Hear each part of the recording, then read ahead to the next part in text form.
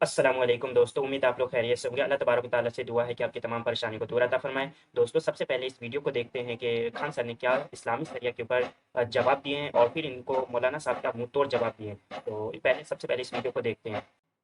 अनुच्छेद 25 कहता है धार्मिक कानून। इस्लाम का कानून है कि चोरी करे तो हाथ काट दो, है ना। कोई मुसलमान चोरी करे ना तो उसका हाथ काटिए। कहिए काहे काटिए? तो अनुच्छेद 25 तुम्हारी धार्मिक स्वतंत्रता, इस्लाम कहता है हाथ काट दो। तो कहेंगे ना ना, हाँ हमारा हाथ काटेंगे, इस्लाम भाड़ में गया। हमको भारतीय दंड संहिता, इंडियन पिनल कोड की तरह चोरी की सजा दीजिए, 2 साल जेल में रखिए, हाथ काहे काटिएगा? वहां उनको इस्लाम नहीं दिखेगा। वहां भी कहिए ना कि चोर फांसी की सजा इस्लाम में नहीं है, सर काट देना है। महिला कोई गुनाह करे तो पत्थर से मारना है उसको। वहां पे सोचिए, चौराहा पे खड़ा करके पत्थर से कूच कूच के मार देता है सब। सर काट दीजिए, मौत का बदला मौत, हाथ का बदला हाथ, आंख का बदला आंख। यही होता है ना इस्लाम में। तो मुसलमान लोग या मुसलमान के मौलाना लोग जो समान दंड संहिता थी उसे मान लिया। दंड संहिता में भी तो आप कहिए कि मुसलमानों का दंड कानून अलग रखिए। अगर ऐसा कर देंगे तो आप भी पढ़े होंगे कि सबसे टफ कानून सऊदी अरब का है। आधा मुसलमान कटा के फेंका जाएंगे लोग अगर इस्लामिक कानून लगा दीजिए तो। बहुत टफ कानून है इस्लाम का कानून वहां पे। तो वहां पे उनका इस्लाम नहीं खतरे में आया। वहां कोई मौलाना साहब विरोध नहीं किए। लेकिन बियाह का जब कानून आ गया तो ना हमारा। तो दोस्तों, आपने देखा कि क्या हाल है इनका। दोस्तों, ये एक टीचर हैं, ये बच्चों को पढ़ाते हैं। दोस्तों, ये पढ़ाते हैं बच्चों को कि ये पढ़ाते कम है और पॉलिटिशियन ज़्यादा करते हैं। दोस्तों, आइए अब मौलाना साहब का देखते हैं कि उन्होंने क्या इनको जवाब दिया है। दोस्तों, आप सभी से तहे दिल से गुजारिश है कि हमारे इस चैनल को सब्सक्राइब करके अपने इस भाई को सपोर्ट कर सकते हैं। शुरू करते हैं अपनी इस वीडियो को। वाले सवालों का जवाब। अल्हम्दुलिल्लाह वस्सलातु वस्सलाम अला रसूलिल्लाह व अला आलिहि वसहबिहि अजमईन, अम्मा बाद। हम शुरू करते हैं आज की स्ट्रीम का में खान सर की जो वीडियो है जो बहुत वायरल हुई है कल, और कई न्यूज़ चैनल्स ने भी इसको हाईलाइट किया है, इसको प्ले किया है। तो इस वीडियो का हम एनालिसिस शुरू करते हैं। और आइए मैं आपको इसमें ये बताऊं, एक मिनट। तो सबसे पहले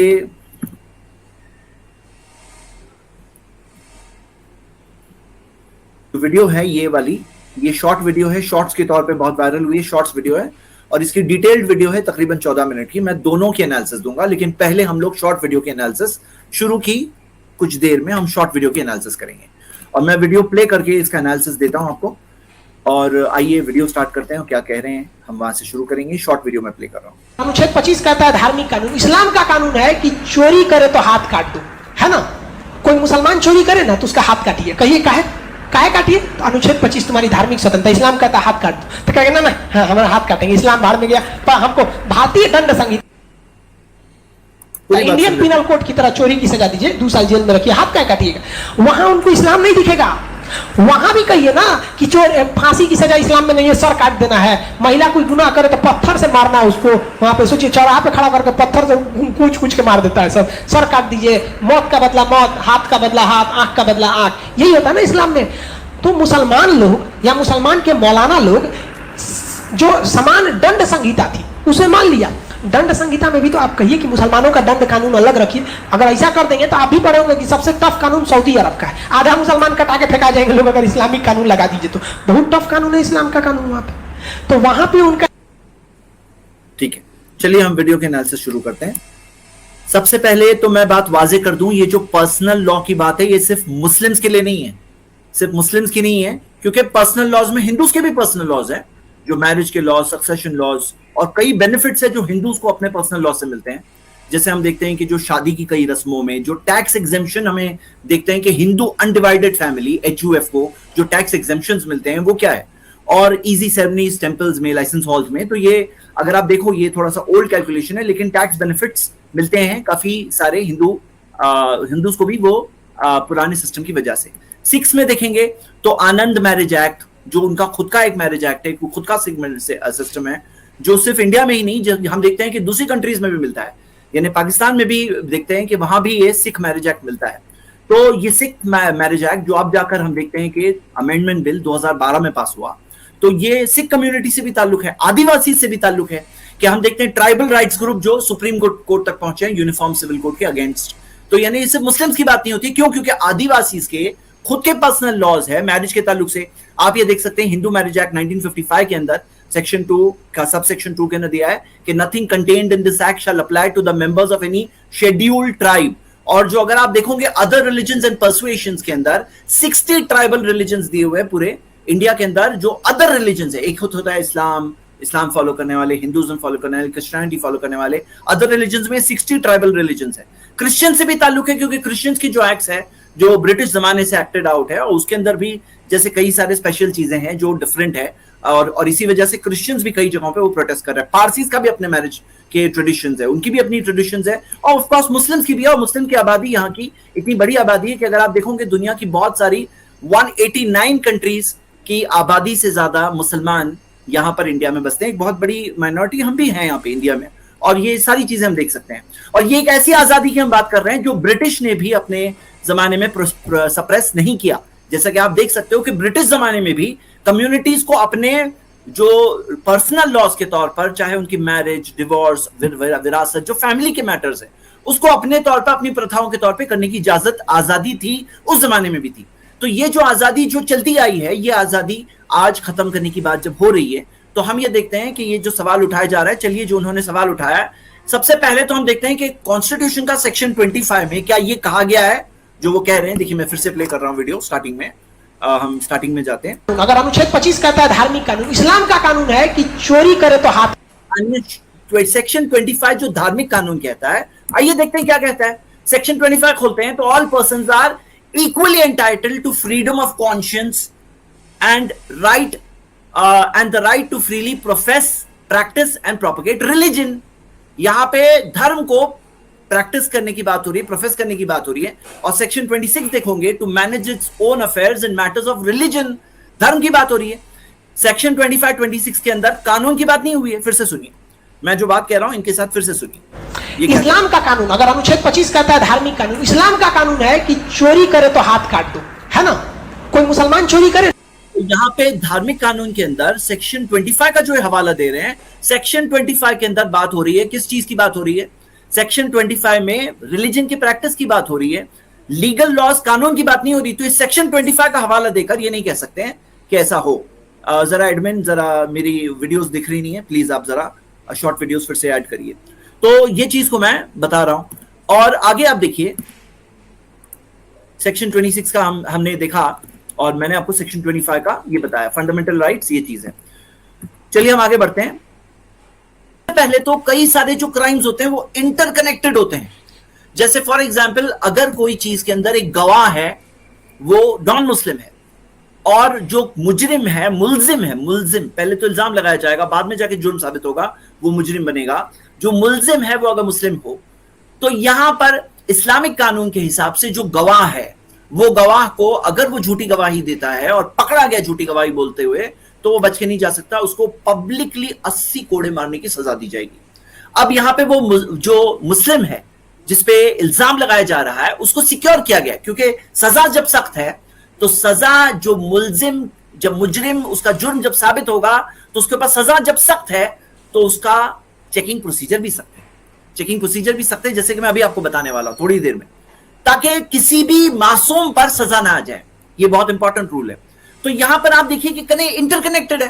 अब अगर दो अलग अलग लॉज होंगे तो ये तो जुल्म हो जाएगा, आप उसी तरह देख सकते हो कि अगर मान लो कि कोई क्राइम के अंदर दो लोगों ने एक दूसरे के खिलाफ किया है, अब एक पर कानून दूसरे कानून के हिसाब से सजा होगी, दूसरे पर दूसरे कानून के हिसाब से होगी, तो यहां पर यह चीज में जुल्म हो जाएगा, नाइंसाफी हो जाएगी। आप समझ सकते हैं, और हम में से कोई नहीं चाहता कि जुल्म नाइंसाफी हो। उसी तरह इस्लामिक जो लॉज है वो एक सिस्टम का हिस्सा है। सिस्टम, जैसे बाज लोग ये बात बहुत रिपीट करते हैं, खान सर ने भी रिपीट किया, कहा कि चोर की हाथ काटने की सजा है। हाँ, तो चोर का हाथ काटने की सजा है, तो ये बात याद रखिए कि चोर का हाथ जहां काटने की सजा है तो वहां इस्लाम में ज़कात का सिस्टम पहले आता है।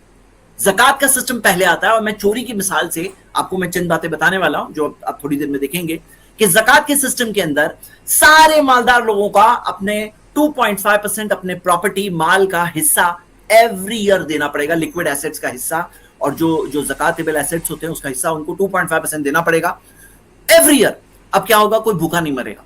उसके बाद जाके कई स्टेप्स के बाद में ये एक चीज आती है कि जिसके अंदर एक पनिशमेंट है, इस्लाम के अंदर स्ट्रिक्ट पनिशमेंट है कि चोर का हाथ काटा जाएगा। तो आगे हम ये देखते हैं, उसी तरह जो उन्होंने कहा कि औरतों को, जो औरत अगर मैरिड है, और औरत ही नहीं, सिर्फ औरत कह रहे हैं, मर्द भी अगर मैरिड है, औरत भी मैरिड है, तो दोनों ने अगर अडल्ट्री किए हैं, यानी कि जो फैमिली के अंदर पाकीज़गी होनी चाहिए, जो रिलेशंस, सेक्सुअल रिलेशंस बाहर हो, उसके 4 आई विटनेसेस मिले हैं। 4 आई विटनेसेस यानी कि आप समझ सकते हैं कि उसके अंदर ऐसा नहीं है कि किसी के ऊपर भी इल्जाम लगा दिए और उसके ऊपर सजा नाफिज हो जाए। 4 आई विटनेसेस ने देखा, वो कह रहे हैं कि ऐसा हुआ, तो फिर जाकर ऐसे केस के अंदर उसको पब्लिकली स्टोनिंग टू डेथ की सजा दी जाएगी, या तो वो आकर इकरार कर रहे हैं कि हाँ मैंने किया, एक्सेप्ट कर रहे हैं जुर्म को। तो यहां पर इससे पहले क्या है, इससे पहले इस्लाम के अंदर हिजाब का सिस्टम है, सेग्रीगेशन का सिस्टम है, मर्द और औरतों के अंदर खुलवत मिक्सिंग नहीं होती है। बहुत सारे स्टेप्स के बाद में सजा के तौर पर एक चीज है, ताकि हमारी जो सोसाइटी के अंदर हमारी पाक दामनी, पाकीज़गी बरकरार रहे, और लिनेज के अंदर जैसे हम आज देख रहे हैं कि कितने सारे ऐसे बच्चे हैं जिनका कोई ख्याल रखने वाला नहीं है, जिनको सिर्फ अपनी माँ संभाल रही है, उनके वालिद कौन है वो भी पता नहीं है, और ये सारी चीजें जो होती है वालिद रिस्पॉन्सिबिलिटी लेने तैयार नहीं है, लीगल तौर पे पता नहीं है, माँ को पता होगा लेकिन लीगल तौर पे पता नहीं है। तो ये सारी चीजें हैं जो जिसकी वजह से सोसाइटी आगे जाकर बर्बाद हो जाती है, और ये चीज को रियलाइज कर रहे हैं लोग कि इसके अंदर बहुत बड़ा प्रॉब्लम होता है, तो इस्लाम ने उस चीज को प्रोटेक्ट किया है।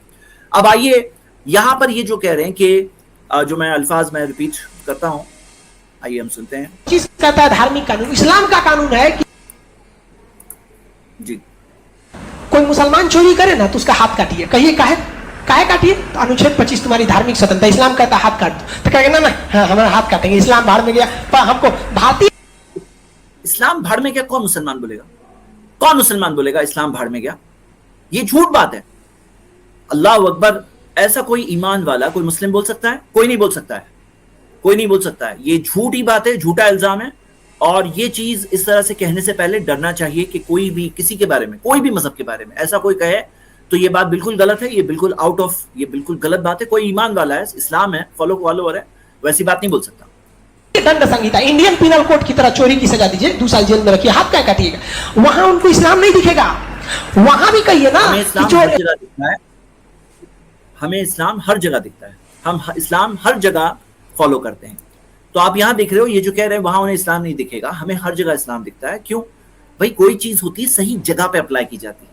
अब जैसे मैं मिसाल देता हूं, इस्लाम के अंदर एक बात कही गई है कि जो 2 बच्चियों को बड़ा करेगा, यहां तक आके वो बड़ी हो जाए, तो कयामत के दिन मैं और वो ऐसे होंगे, मोहम्मद सल्लल्लाहु अलैहि वसल्लम ने कहा ऐसे, और 2 उंगलियों को मिला दिया। अब किसी के पास 2 बेटियां हैं तो उसके लिए खुशी की बात है कि मैं अपनी 2 बच्चियों को अच्छे से बड़ा करूं, मैं मोहम्मद सल्लल्लाहु अलैहि वसल्लम के इतने करीब कयामत के दिन आ जाऊंगा, कितनी खुशी की बात है। लेकिन जिसके पास बेटियां ही नहीं हो, सिर्फ बेटे ही बेटे हैं, तो वो क्या करेगा? वो इस चीज पे अमल नहीं कर सकता। मैं बात क्या बोलना चाह रहा हूं कि जैसे फायर एक्सटिंग्विशर होता है, उसका इस्तेमाल कब है? जब आग लगेगी तभी तो इस्तेमाल कर सकते हैं। अब आग लगी नहीं रही है, फायर एक्सटिंग्विशर बड़ा हुआ है, पुराना हो रहा है, तो क्या हम जानबूझ के आग लगाएंगे और फिर यूज करेंगे? मैं बात क्या बोलना चाह रहा हूं? मैं बात ये बोलना चाह रहा हूं कि जैसे उम्रा के अंदर आपने देखा होगा, हज करने जाते हैं, उम्रा करने आते हैं, व्हाइट एहराम पहनते हैं। अब कोई है जिसको हज और उम्रा करने का मौका ही नहीं मिल रहा है, तो क्या यहीं पे पहन लेगा? अपने घर में पहन लेगा? तो नहीं, जो चीज जिस जगह है उस जगह अप्लाई होगी, जो चीज जिस जगह है उस जगह अप्लाई होगी। तो इस्लामिक लॉज है, जहां पे हुकूमत होगी वहां पे लॉज अप्लाई होंगे, जहां हुकूमत नहीं है वहां लॉज अप्लाई कैसे हो सकते हैं? तो हम ये जो इनका कहना है कि ये यहां पे अप्लाई करो, यहां पे ये चीज अप्लाई करो, ये बात सही नहीं है, ये बात सही नहीं है।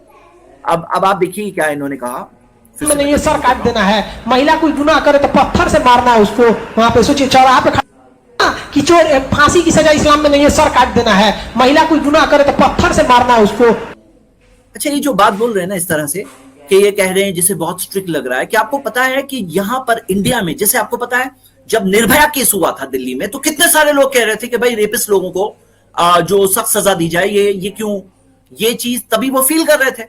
तो इस्लाम के अंदर जो स्ट्रिक्ट लॉज है कि कोई रेपिस्ट है उसके लिए बहुत सख्त सजा है, चोरी करने के लिए सख्त सजा है, लेकिन सिस्टम के साथ है, ऐसा नहीं कि बिना सिस्टम एक चीज है। हाँ, ये बात को बहुत इंपॉर्टेंट है।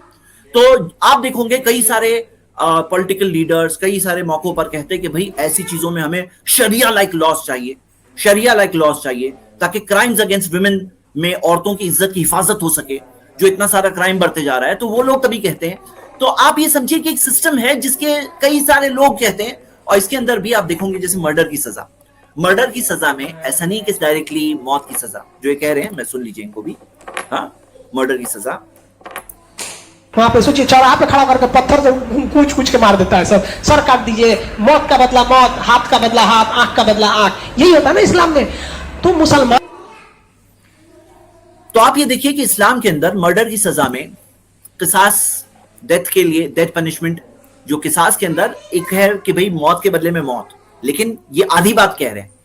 दियत का भी सिस्टम है, ब्लड मनी, कि जैसे हम देखते हैं इंसान की जो फितरत होती है ना, नेचर के अंदर भी 3 टाइप की फितरत होती है। एक वो होते हैं जो कहते हैं नहीं मुझे बदला चाहिए, एक वो होते हैं जो कहते हैं कि कुछ कॉम्पेंसेशन मिल जाए, एक वो होते हैं जो कहते हैं माफ कर दो। तो इस्लाम के अंदर तीनों चीजें, और माफ करना सबसे हाईएस्ट लेवल बताया गया है। यह है इस्लामिक शरिया के अंदर, कि जैसे 42-40 के अंदर आप देख सकते हैं माफ करना भी जिक्र है और उसके अंदर रिकॉम्पेंसेशन भी जिक्र है। तो ये पूरा एक सिस्टम है। अब आप देखो इसके अंदर कंसिडरेशंस भी होते हैं कि जैसे मान लो फेमाइन है, सूखा है, सूखे के वक्त पे नाफिज नहीं किया जाएगा, और एक्सेप्शंस होते हैं। एक होता है रूल, एक होता है एक्सेप्शंस टू द रूल। जैसे फॉर एग्जांपल कोई बच्चा है तो बच्चे के ऊपर नहीं नाफिज किया जाएगा। छोटी चोरी है, छोटी चोरी में हाथ काटने की सजा नहीं होती है। 1/4 दीनार यानी 1/4 दीनार, 1 दीनार होता था 4.25 ग्राम का, 1/4 दीनार यानी तकरीबन 1 ग्राम गोल्ड से थोड़ा ज्यादा, अगर उतनी वैल्यू की चोरी है तो हाथ काटने की सजा होगी। छोटी चोरियों के लिए दूसरी सजा हो सकती है, हाथ काटने की सजा नहीं है। और एक्सेप्शंस में जैसे आप ये देखेंगे, अल्लामा सुब्की ने ये 82 चीजें दी है कि चोरी की सजा नाफिज करने से पहले ये सब चेक किया जाए कि कहीं ये तो नहीं है, कहीं ये तो नहीं है, कहीं ये तो नहीं है।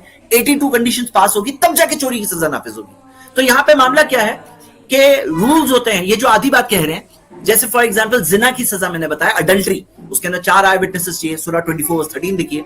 हाँ, सबको सजा देना मकसद नहीं है, चंद साबित केसेस को ऐसी सजा दी जाए कि पूरा माशरा सुधर जाए। सारे लोग जो चोरी करना चाहते थे वो समझ जाए कि मैं चोरी करूंगा, पकड़ा जाऊंगा, मेरा हाथ कट जाएगा। क्यों? इसे डिटरेंट कहते हैं। देखो एक फॉर्मूला है, E = S multiplied by P। E यानी कि उसका डिटरेंट पावर क्या है, कि कोई सजा है, किसी को पता है हाँ जेल हो जाएगी, 2 साल जेल में चले जाएंगे, ओके ओके 2 साल जेल में जाके आ जाऊंगा, पकड़ा भी गया तो भी कोई इतना नुकसान नहीं है। लेकिन इस्लामिक पनिशमेंट में क्या है कि पकड़े गए तो हाथ काट दिया जाएगा। अब क्या है, डिटरेंट इफेक्ट यानी रोकने का एक असर पैदा होता है, उसके अंदर एक असर पैदा होता है। और सिवियरिटी के भाई पनिशमेंट की क्या सिवियरिटी है, और multiplied by probability of getting caught. तो यानी क्या होता है, इससे डिटरेंट पावर होता है कि कितनी सिवियर पनिशमेंट है और पकड़े जाने के क्या चांसेस है। इसी से एक आदमी कितना रुकेगा कितना नहीं रुकेगा, क्योंकि हर कोई इंसान अच्छा नहीं होता है, बहुत सारे लोग जुर्म करने वाले भी होते हैं। तो जासूसी से रोका गया है, गुनाह को छुपाने भी कहा गया है, शक वाले मामले में हद की सजा नहीं होगी, ये बहुत सारी चीजें हैं। और आप अगर जेल वाला सिस्टम देखो तो आपको पता है जेल्स मेंटेन करने में कितना कॉस्ट होता है, कितना बड़ा बजट हमारा सालाना जाता है सिर्फ जेल्स का खर्चा संभालने में। अगर आप देखोगे इंडिया के अंदर तो सबसे वर्ल्ड की कम जो कॉस्ट है उन कंट्रीज में से इंडिया है, $5,900 पर ईयर। हाँ, ये इस रिपोर्ट के अंदर, ये रिपोर्ट के अंदर ये पूरा प्रूफ के साथ दिया हुआ है, $5,900 पर प्रिजनर पर ईयर का ये कॉस्ट है। लेकिन यही कॉस्ट कई कंट्रीज में तो बड़ा है। और जेल के ताल्लुक से भी समझो कि जेल में डालना, आज हम लोग समझते हैं जेल में डालना, लेकिन ये भी तो एक टाइप का टॉर्चर है। जो आप कह रहे हो वो हाथ काटना एक टाइप का टॉर्चर है, उसे इस तरह से जिक्र कर रहे हो, तो जेल में डालकर रखना ये भी एक टाइप का टॉर्चर है। ये साबित हुआ है। हो सकता है आगे जाके जमाने में लोग बोलेंगे अरे जेल में रखने वाले लोग कितने बुरे लोग हुआ करते थे जो 2023 में रहते थे, जो टॉर्चर किया करते थे प्रिजनर्स को इस तरह से। कल हो सकता है ऐसा भी होगा, हमें क्या पता। तो ये देखिए आगे हम देखते हैं इन्होंने क्या कहा है, वीडियो देखते हैं। मान के मौलाना लोग जो समान दंड संहिता थी उसे मान लिया। दंड संहिता में भी तो आप कहिए कि मुसलमानों का दंड कानून अलग रखिए। अगर ऐसा कर देंगे तो आप भी पढ़े होंगे कि सबसे टफ कानून सऊदी अरब का है, आधा मुसलमान कटा के फेंका जाएंगे लोग अगर इस्लाम, आधा मुसलमान, आधे मुसलमानों के हाथ कट जाएंगे। वाह वाह वाह, क्या आपको पता है ये डिटरेंट वाला रूल आपको समझ में नहीं आया? और सऊदी में जाके देख लो, सऊदी में क्या आधे लोगों के हाथ कटे हुए दिखते हैं? रेयर केसेस में अप्लाई होता है, साल में एक आध केस का अप्लाई होता है, और बाकी सब लोग डर जाते हैं उससे, चोर लोग डर जाते हैं, उस चीज से करने से बचते हैं फिर। हाँ, तो ये क्या है, ये सब इसे क्या कहते हैं? इसे कहते हैं कि झूठ बोलना, डायरेक्ट एग्जैजरेट करना। मैं उनको ये कहूंगा कि देखो आपका नाम मिस्टर खान है और मैं आपको ये रिकमेंड करूंगा मेरे भाई इस तरह से मत करिए। ये बात किसी भी धर्म के साथ आपको नहीं करना चाहिए, ऐसा नहीं करना चाहिए था, ये इस टाइप की बातें बोलना, और ये अनप्रूवन बातें जैसे आगे हम देखेंगे कितनी सारी। और मैं आपकी कोई बात को सही भी बोलूंगा क्योंकि मैं इंसाफ से काम लेने की कोशिश करूंगा, जो मुझे इस्लाम ने सिखाया है। आगे तो ये कहा इस्लाम खतरे में आ जाएगा। आइए सुन लीजिए, इनकी बात सुन लीजिए। कानून लगा दीजिए तो बहुत टफ कानून है इस्लाम का कानून वहां पे। तो वहां पे उनका इस्लाम नहीं खतरे में आया। वहां इस्लाम हमारा कभी खतरे में था नहीं, ना है, ना कभी आएगा। क्यों मालूम है? ये हमारा नहीं है, ये रियलिटी है। भाई इस्लाम ने क्या सिखाया है? अकाउंटेबिलिटी सिखाया है। आसमान और जमीन का मालिक है, मेरा मालिक आपका मालिक एक है, और उसके सामने हम सबको जाके खड़े होना है। मरने के बाद जिंदगी है, और तभी पूरे इंसाफ के साथ जजमेंट होगा, फैसला होगा। तो कभी इस्लाम खतरे में आ ही नहीं सकता। हाँ, मुसलमान कहीं पे खतरे में आ सकते हैं, कभी नहीं आ सकते हैं, उसमें आसमान और जमीन का मालिक अल्लाह है। अगर हम ईमान पे कायम रहेंगे तो हमारे लिए कामयाबी है। अगर हम ईमान से कमजोर पड़ेंगे तो हमारे लिए दुनिया में भी सजा है, आखिरत में भी सजा है। आसमान और जमीन का मालिक अल्लाह है। तो जैसे शेख सरफराज ने बताया कि इसमें हमें अपना जायजा लेना चाहिए, सही इंफॉर्मेशन स्प्रेड करना चाहिए। ऐसी बातों को हम डिबंक करेंगे, लेकिन अपना जायजा लेंगे, अल्लाह से हमारा ताल्लुक अच्छा करेंगे। ये